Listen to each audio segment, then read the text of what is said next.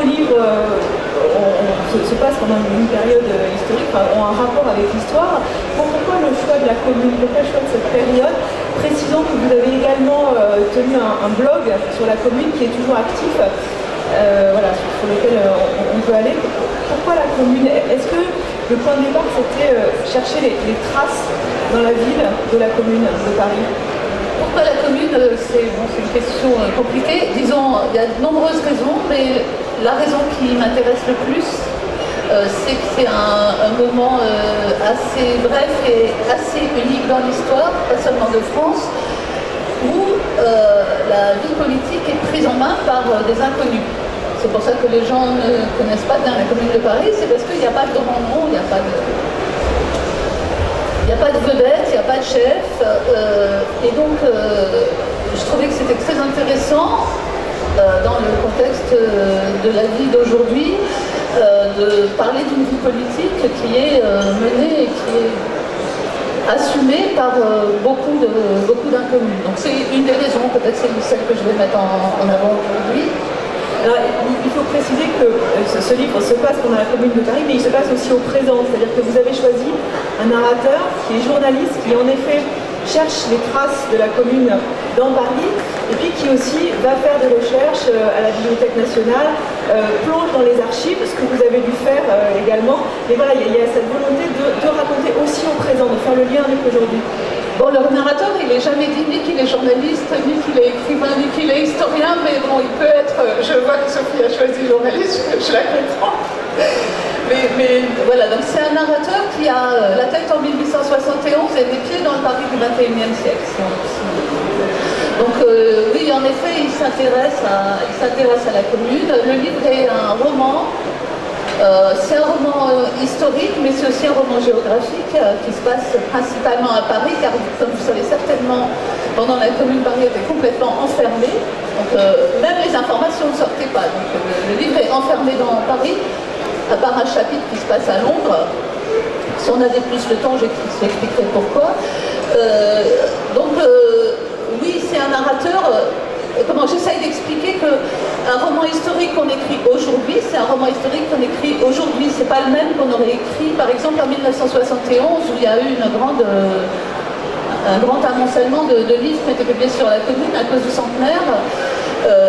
Le lecteur qui lit le livre, même si le narrateur ne donnait pas de repères chronologiques, comme il en donne dans le livre, il saurait que ça se passe maintenant, parce que, je sais pas, je prends un exemple.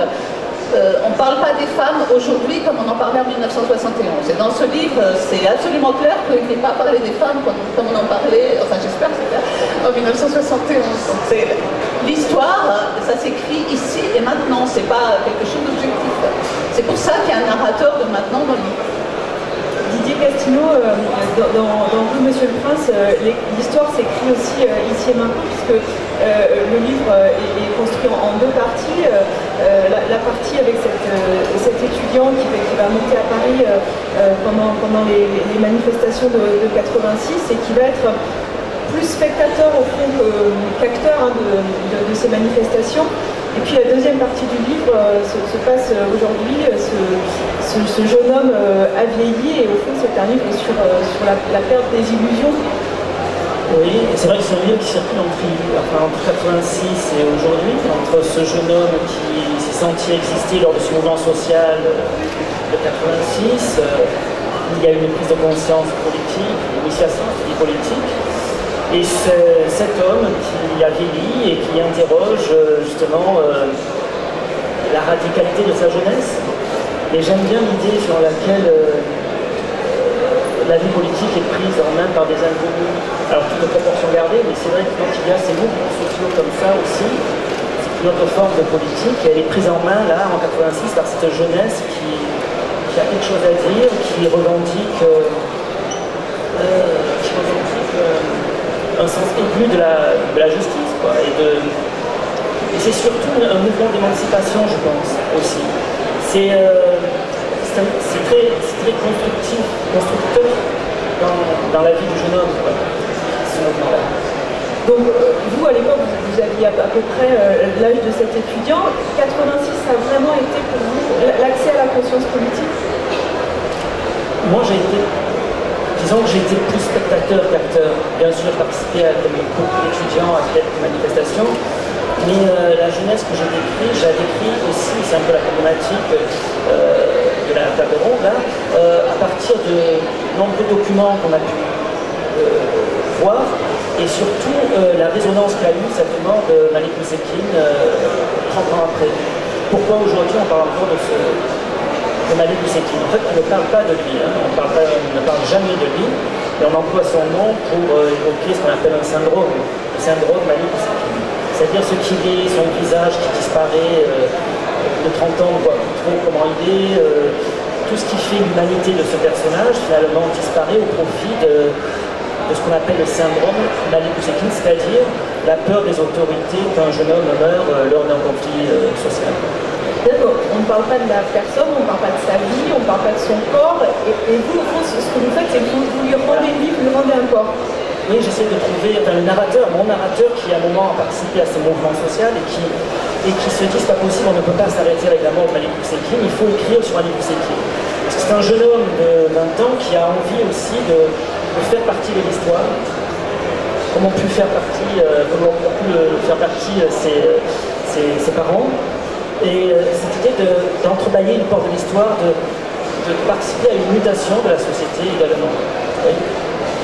Michel Audin, vous avez choisi d'écrire sur des personnages anonymes. Alors on a quelques grandes figures comme ça qui passent dans votre livre, mais ce ne sont pas les personnages principaux. Est-ce que c'est la même démarche que celle de Didier Castillo? Est-ce que ces gens qui parfois n'ont même pas leur nom sur les registres d'état civil, est-ce que vous leur rendez une vie, vous leur rendez un corps? C'est compliqué, oui. De la Commune de Paris, on parle en général surtout des massacres. C'est un peu, je reprends exactement ce qu'il disait, la même chose. On parle des massacres et on ne parle pas de la vie. Donc moi, ce qui m'intéressait, c'était parler de la vie. Et ça force à la fiction parce qu'en fait, on ne sait rien de la vie de ces anonymes. Donc j'ai été chercher des gens dont je sais qu'ils ont existé, dont le nom existe, dont j'ai lu le nom quelque part, pour la plupart, mais sur lesquels on ne sait rien. Donc du coup, comme on ne savait rien, j'ai pu raconter des histoires.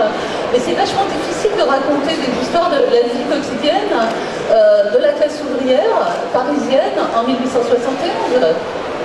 Aucun écrivain n'a écrit là-dessus à l'époque, donc on ne sait rien. Qu'est-ce qu'on a? Donc moi, tout ce que j'ai utilisé au maximum, ce sont les journaux. Ah, c'est pour ça, journaliste. Oui, c'est un livre de journaliste, pas parce que c'est un journaliste qui raconte, mais c'est parce que beaucoup des personnages sont des journalistes. Il y a Jules Vallès, il y a Vallès, et puis il y a les journalistes du journal officiel, qui est, si je peux prendre 2 minutes pour en parler, le journal officiel de la République française. Quand vous savez qu'en 1871, le 18 mars, Thiers et le gouvernement ont fui Paris et ils ont emmené leur administration avec eux. Et en particulier, ils ont emmené le journal officiel, sauf que le journal officiel, l'imprimerie, les ouvriers, ils sont restés dans Paris. Et donc la commune a pris ça en charge, en tout cas le comité central à l'époque de la garde nationale a pris ça en charge et a décidé de faire paraître le journal. Et donc il y a des journalistes qui ont fait paraître ce journal pendant toute la commune, toute la durée de la commune. Ce journal est même paru 2 fois, parce qu'il paraissait le matin. C'est le journal officiel, mais il y avait une partie non officielle, c'est un journal qu'on achetait dans la rue, qu'on pouvait lire. Et puis il y avait un journal du soir, le petit journal officiel, qui était plus petit, qui était plus populaire. Donc ils ont assumé ces 2 éditions pendant toute la commune. Et ce truc a disparu de la mémoire des historiens pour une raison simple, c'est qu'il y a un gros malin qui, après la commune, a décidé de republier le journal officiel de la commune pour servir de preuve contre les gens qui y étaient nommés pendant les conseils de guerre. Donc ce monsieur a republié ce journal dont la plupart des exemplaires avaient disparu. Il les a republiés en volume. Et c'est ce que tous les historiens croient être le journal officiel de la commune et utilisent comme tel depuis. Tous les historiens, à gauche, droite, tous confondus. Sauf que, bon, c'est évidemment pas complet, il manque des tas de trucs, et donc c'est dans ces failles que je suis allée chercher l'histoire en question. Donc, oui, il y a des journaux, c'est ça. On va donner la parole à Alice Zénitard, bienvenue sur ce plateau. Vous publié donc dans cette rentrée L'Art de perdre aux éditions Flammarion, qui est une grande fresque en 3 époques, mais là aussi écrite au présent, hein, comme les livres de Michel Audin et de Didier Castillo. C'est l'histoire de Naïma qui va un jour prendre conscience de ses origines algériennes et de l'histoire de sa famille de Harki. Et Naïma va replonger dans le passé très très loin. Donc je disais, le livre est construit en 3 époques. Donc il y a l'Algérie de papa, le temps de la colonisation, l'Algérie de papa en référence à un discours du général de Gaulle, et puis la France froide, le temps de l'immigration, puisque cette famille va être contrainte de venir en France. Et puis au présent, c'est l'histoire de Naïma dans Paris, qui est une fête.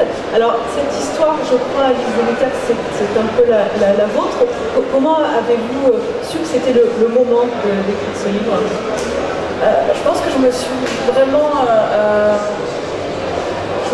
lancée dans ce projet-là il y a quelques années, quand j'ai commencé à voir les médias et les politiques s'emparer de la question des migrants et donc des concepts de migration, d'intégration, de tradition d'accueil, etc.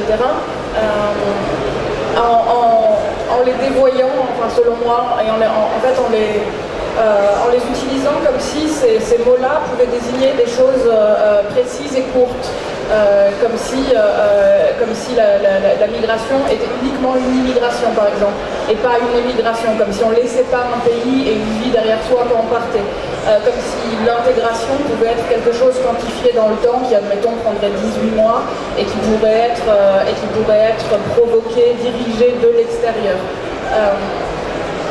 Et comme si la tradition d'accueil de la France était quelque chose qui avait été tellement suffisamment prouvé que pour une fois on pouvait peut-être dire stop, cette fois c'est trop. Et je me suis dit, c'est étonnant à quel point ça fait écho à cette histoire familiale trouée que je connaissais très très peu. Et donc voilà, ces gens qui sont arrivés, qui croyant arriver en France, ont en fait été parqués dans des endroits qui n'étaient pas la France, qui étaient des camps coupés du monde, coupés du reste du pays, etc. Et qui n'en ont jamais fini d'arriver. Et donc voilà, je me suis dit, il faut raconter cette histoire, et il faut raconter cette histoire en donnant à la vie, justement à la vie d'avant, une chair qui permette au lecteur de perdre cette vie en même temps que Ali, Hamid et Yema la perdent. Et donc voilà, d'ancrer la réflexion sur ce qu'est la migration sur un temps beaucoup plus long et beaucoup plus quotidien et beaucoup plus minuscule. Il y a une image dans le livre qui est une œuvre d'un artiste contemporain. Ce sont les voitures cathédrales des immigrés. Donc ils empilent toute leur vie au fond sur ces voitures qui ont été photographiées sur le port de Marseille. Et au fond, ça serait un peu la métaphore de ce livre, qui est vraiment fait de strates. Oui, c'est cette... donc c'est des photos de Thomas Mailander qui montrent des voitures dont il a effacé en plus les plaques signalétiques et le décor tout autour, donc il ne reste que la voiture et les strates de ce qui fait la vie, avec cette chose qui a l'air, que la vie est faite de détails qui sont absurdes. Enfin, c'est une patte d'ours en bouche qui dépasse, une fourchette, une théière qui échappe d'énormes valises, d'énormes bâches. Et le roman, c'est vrai, travaille sur ça, donc à la fois sur cette idée de qu'est-ce qu'on emporte, qu'est-ce qu'on transmet, donc qu'est-ce qu'on emporte dans la mémoire et qu'est-ce qu'on emporte dans le langage, et qu'est-ce qu'on choisit de laisser sur place aussi, qu'est-ce qu'on n'emporte pas, donc encore une fois au sens réel mais au sens figuré, et qu'est-ce qui pourrit sous la bâche, quel souvenir une fois gardé dans cette bâche du silence, qu'est-ce qui pourrit et qu'est-ce qui disparaît. Et le livre, je le disais, est écrit au présent avec cette narratrice Naïma, et au fond c'est un chemin vers l'élucidation. Enfin, vous ne surplombez pas, c'est-à-dire que vous la suivez pas à pas dans ses recherches. Oui, parce que j'avais envie, en fait, ça a été un questionnement très important pour moi dans la manière de construire le livre, me dire à la fois j'ai envie de pouvoir expliquer des choses au lecteur, de pouvoir lui redonner les clés pour comprendre l'histoire des deux pays, la France et l'Algérie à ce moment-là particulier, et en même temps, je ne veux pas utiliser mes personnages pour ça, parce que ça ne m'intéresse pas d'avoir des personnages qui soient omniscients et qui comprennent toujours tout à ce qui est en train de se passer, etc.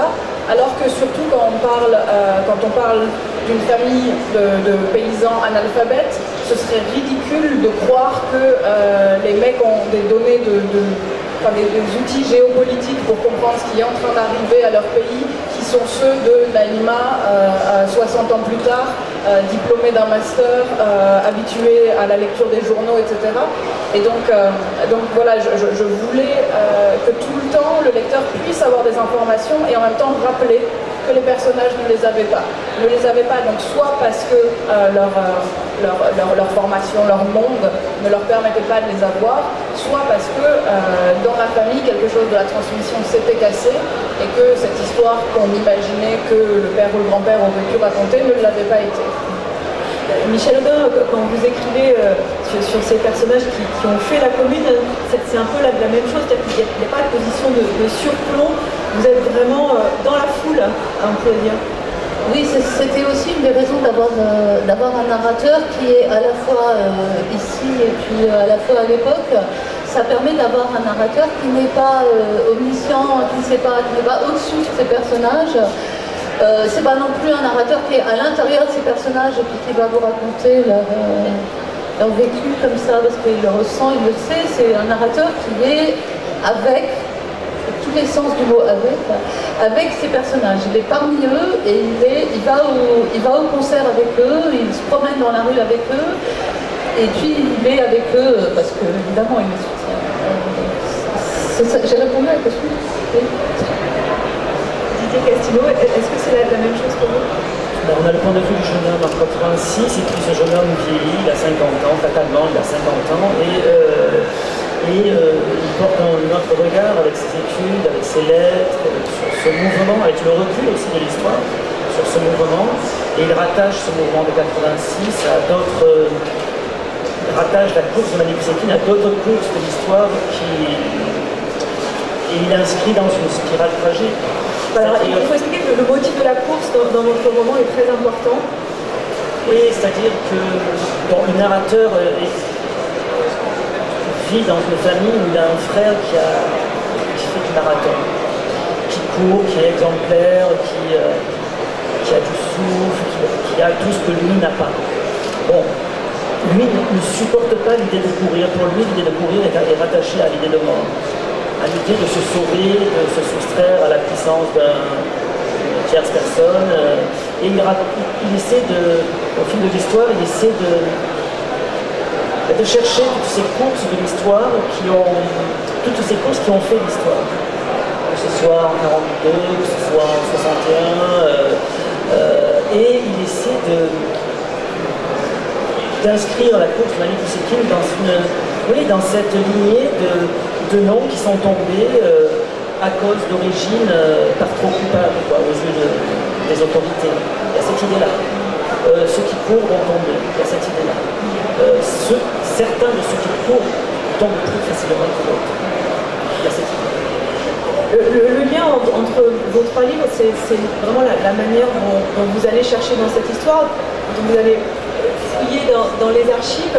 Allez-y, je pense notamment à la deuxième partie du livre, donc intitulée la France froide, qui se passe notamment dans ce camp de Rivesaltes. Alors le camp de Rivesaltes, c'est là que les harkis ont été parqués en arrivant en France, mais c'est aussi le camp où ont été parqués les républicains espagnols pendant la guerre d'Espagne. Donc là encore, on a des strates d'histoire, des strates de souffrance.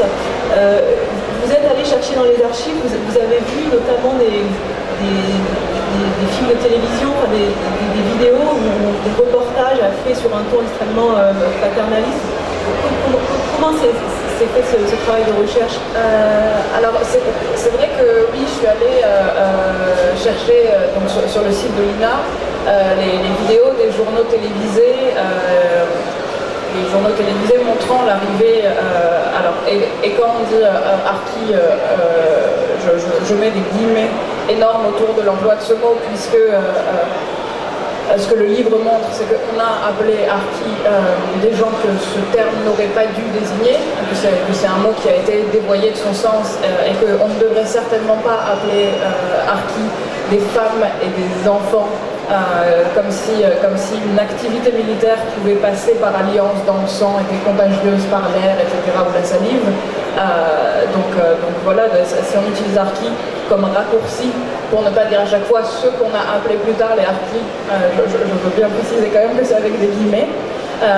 Et oui, donc dans ces vidéos, il y a quelque chose en effet d'un paternalisme terrible, mais qu'on peut voir aussi encore aujourd'hui. Je ne sais pas si parmi vous, certains ont vu ce film très très beau qui s'appelle La Forteresse, qui est un documentaire de Fernand Melgar, qui a eu le Léopard d'Or à Locarno en 2008, et qui est sur le centre de Valorbe en Suisse, dans lequel les migrants font leur demande pour devenir réfugiés politiques. Et ils sont infantilisés et on les traite comme des enfants en colonie, c'est-à-dire on voit ces gardes de Securitas qui viennent éteindre les lumières le soir et ces hommes qui ont 50, 60 ans qui sont dans leur petit lit comme ça superposés et qui disent bonsoir messieurs tous ensemble avant qu'on leur coupe les lumières. Donc il y a ça très très fort. Évidemment, dans les archives de 62, il y a un petit côté raciste à l'ancienne qui est là, c'est-à-dire on parle des femmes, des djebel qui découvrent la magie des machines à coudre. Et en fait, de manière très très étrange, dans une de ces vidéos d'archives, il y a mon père. Donc il n'existe aucune photo de l'enfance de mon père, et tout à coup il y a mon père. Il y a mon père dans une école en préfabriqué, le crâne tondu parce qu'on avait peur que les enfants aient des coups, et en train de chanter sur le pont d'Avignon avec un accent du bled évidemment extrêmement prononcé puisqu'il vient d'arriver. Et il y a quelque chose de très très touchant pour moi dans le fait de voir ressurgir cette image. Et en même temps cette absurdité, je me dis à quel moment on a pensé que c'était la chose la plus urgente pour ces enfants de leur apprendre sur le pont d'Avignon tout de suite. Ça va commencer par ça, on est en Provence, on y va, fonçons, c'est cette chanson qui va être son passe-droit ensuite. Donc voilà, c'est des choses un peu étranges qu'on trouve en étayant des archives. Vous ne saviez pas du tout en cherchant là que c'était ça que vous saviez trouver, c'est un pur hasard. Non, et du coup c'est vrai qu'il y a quelque chose qui devient... après toutes les images d'archives se teintent de cette intimité étrange, c'est-à-dire que tout homme à l'arrière-plan, toute femme à l'arrière-plan pourrait être mon grand-père ou ma grand-mère, et rien ne me garantit que ce n'est pas eux quand ils sont un peu floutés. Et donc du coup je regarde ces images d'archives comme un album de famille, mais alors c'est très étrange parce que ce serait un album de famille qui aurait été fait par un grand-oncle raciste qui disposerait des photos d'une certaine manière, quoi. Oui, et c'est vrai que du coup ça a été tellement important que le roman contient ça, enfin que le personnage de Naïma, je la suis à travers ses recherches, ce qui est d'une certaine manière un peu comme un making-of du roman qui serait inclus dans le roman, parce que ça me paraissait pas juste de faire comme si moi j'avais déjà toutes ces connaissances à disposition et que le livre n'avait pas été un plongeon d'abord dans Google, ensuite dans les archives de l'INA, après dans la commande de livres d'historiens qui se sont accumulés en piles de plus en plus hautes sur mon bureau, et je voulais que Naïma fasse la même chose pour montrer aussi que justement qu'un pays ne passe pas dans le sang, et que pour réussir à connaître ce pays, il faut faire des recherches. Michel Audin, il y a quand même un lien dans votre livre avec la guerre d'Algérie, puisque votre narrateur est né le jour des violences du métro Charonne en 1962. Oui, il est un peu plus jeune que moi, donc il est en 1962. Alors, je voulais un... oui, c'est assez frappant quand on lit, la façon dont les historiens versaillais, qui sont les premiers qui ont écrit l'histoire, ont écrit sur la commune, la façon dont ils parlent des ouvriers parisiens et de leurs femmes surtout, c'est assez proche de... C'est même exactement la même façon dont j'ai entendu toujours parler de ces populations indigènes d'Algérie qui étaient sales, qui étaient incultes, qui étaient... Enfin bon, je passe. Donc c'est extrêmement proche. Et en plus, un fait pour moi qui est important, pas seulement au niveau familial de la guerre d'Algérie, c'est la bataille d'Alger, qui est le moment où l'armée française a tous les pouvoirs de police. Et en fait, c'est quelque chose qui a été inventé précisément pendant la Commune de Paris. Donc l'armée versaillaise avait tous les pouvoirs de police à Paris. Donc pour moi, les situations étaient assez proches. On dit aussi que, par exemple, on ne comprenait pas comment, les Versaillais ne comprenaient pas comment ces gens qui étaient si pauvres, si ignorants, si nuls, ils avaient pu faire ce qu'ils avaient fait, même pendant 72 jours. Donc forcément, il y avait derrière quelque chose d'autre. C'était l'Association internationale des travailleurs qui était derrière, ce qui était un fantasme complet. Et pendant la guerre d'Algérie, c'est pareil. La France ne comprend pas. C'est la main de Moscou qui est derrière la guerre d'Algérie, l'insurrection algérienne. Bon, voilà, donc il y avait des choses assez proches.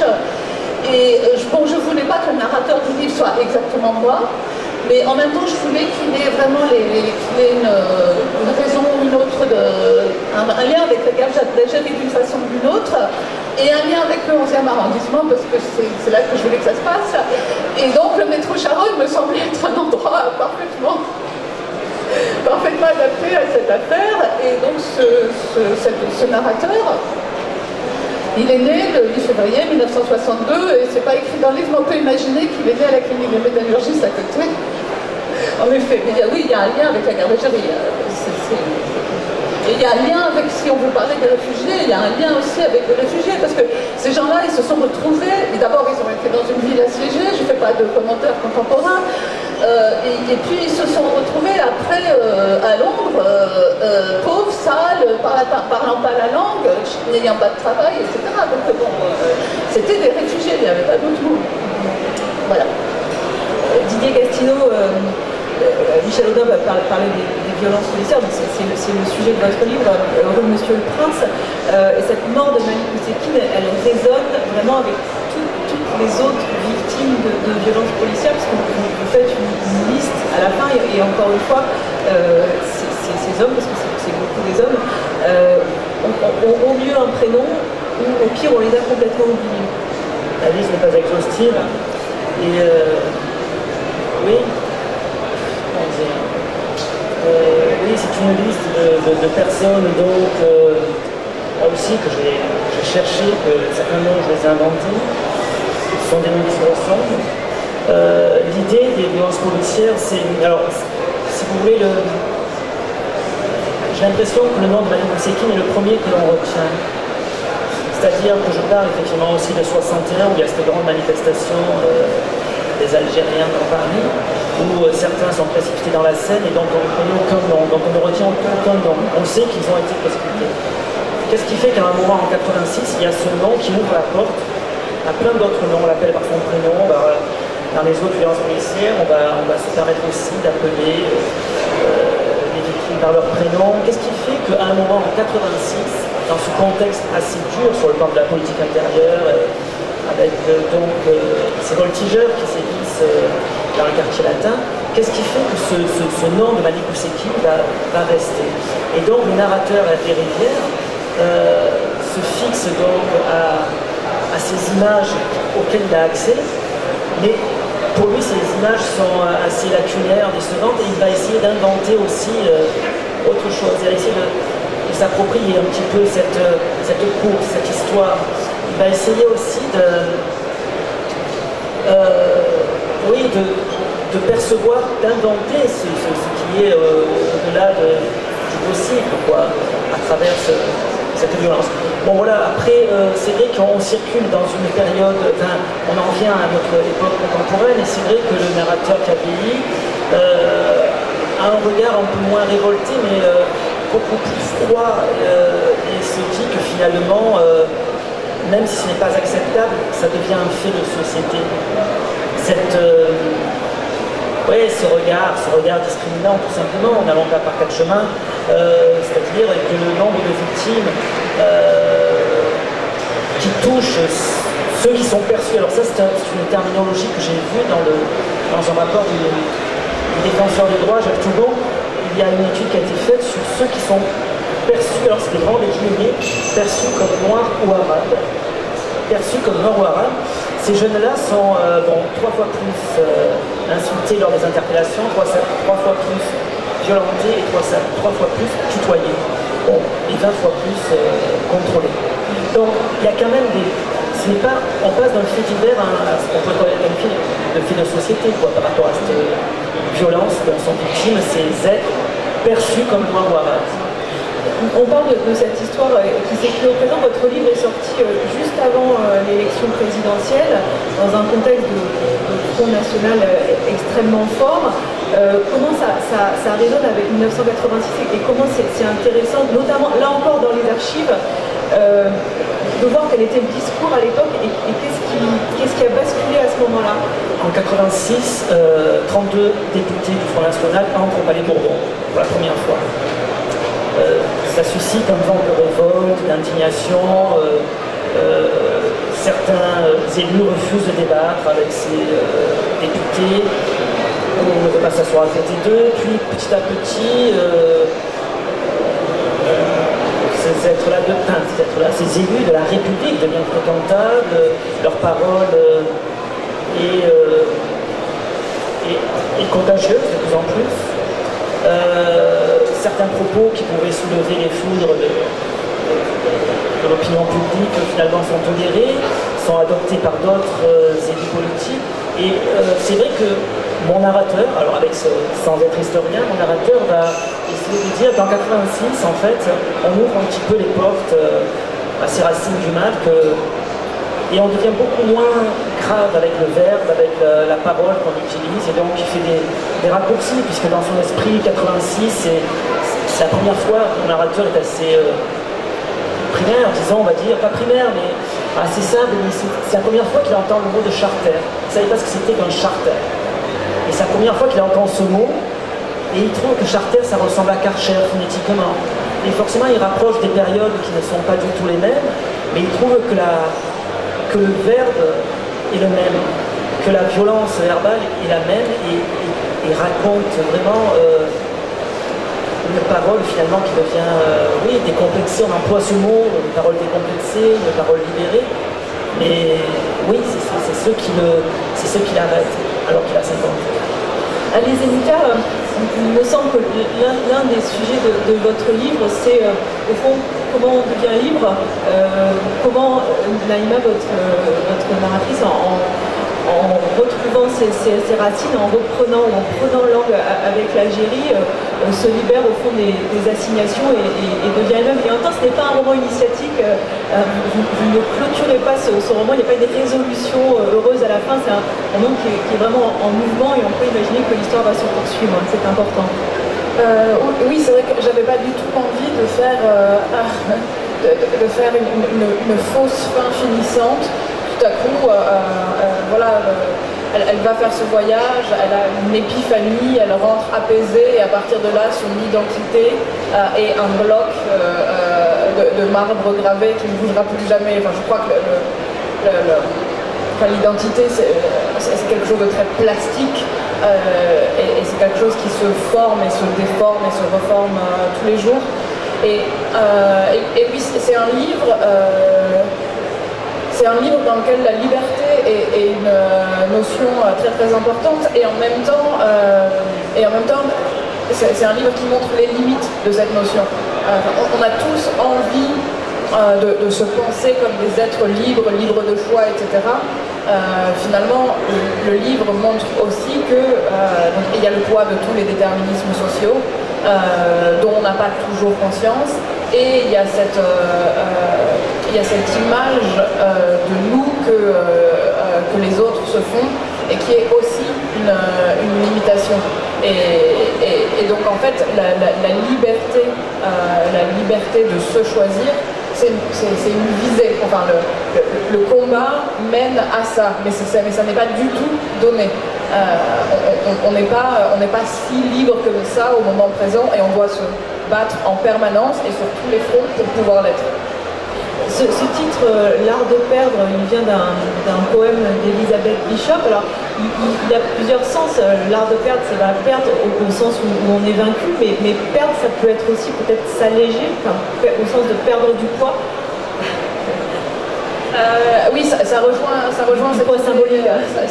Mais ça rejoint cette idée d'une plasticité de l'être, c'est-à-dire il n'y a pas de mouvement s'il n'y a pas de perte, et s'il n'y a pas de mouvement, il n'y a pas non plus de vie. Et donc la perte est la condition sine qua non de l'existence, quand bien même elle peut être une grande douleur. Et le poème d'Elisabeth Bishop, qui s'appelle Un art, et qui explique avec une certaine ironie que dans l'art de perdre, il n'est pas dur de passer maître, c'est quelque chose c'est un texte que je trouve absolument formidable, puisqu'elle réussit à faire passer à la fois l'humour et le sentiment d'une dévastation profonde, et à parler de tous les niveaux de perte, cette idée qu'on perd ses clés, on perd la maison dans laquelle on a grandi, on perd parfois des pays, des rivières, on perd l'être aimé, etc. Et c'est vrai que à travers mon roman, il y a la perte de l'Algérie, il y a la perte aussi de la France, puisque finalement elle correspond si peu aux illusions qu'on en avait depuis l'autre rive que ce pays fantasmé-là, il est perdu. Et puis il y a la perte des petites choses. Enfin, Yema, la grand-mère, elle va jamais se remettre du fait d'avoir laissé ses bijoux qui sont portés par ses belles-sœurs qui sont moches. Et quand on lui demande qu'est-ce qu'elle a perdu en quittant l'Algérie, c'est ça qui revient, quelque chose qui a l'air minuscule, mais qui peut décider de ce qui est important ou non. Et puis la perte qui se fait justement quand on ne transmet pas.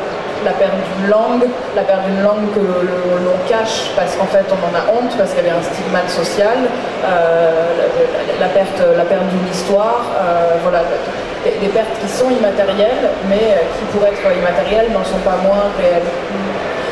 Michel Audin, Comme une rivière bleue, le titre de votre livre vient d'un texte de Jules Vallès, c'est la révolution qui passe comme une rivière bleue. Tranquille et belle, voilà, comme une rivière bleue.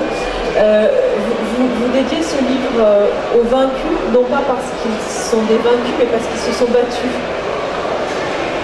Oui, alors ça fait une double citation, parce que évidemment, de l'emballage. On pense à la commune, j'ai déjà dit, comme ensemble de massacre. Qui est à l'échec. En fait, au début de la commune, au moment où les élections ont lieu et la commune va être proclamée, Vallès publie un éditorial dans le c'est ça, c'est la révolution qui passe tranquille et belle, comme une rivière bleue. C'est pour ça aussi, je pense, c'est un très très beau printemps à Paris. de l'enjeu par rapport à la lutte sur Paris. C'est-à-dire que, à mon avis, la question du modèle allemand où on nous dit qui s'appelle aussi dialogue dans l'entreprise, c'est pas dialogue dans l'entreprise, c'est la cogestion. Dès aujourd'hui, poser ces questions-là à très grande échelle, parce que la question a été posée d'élargir la question. C'est plus discret, il dit pas que c'est ça qui parle, mais sans doute c'est ça qui parle, et à la fin, ça se termine par un captif vaincu à bien d'autres endroits.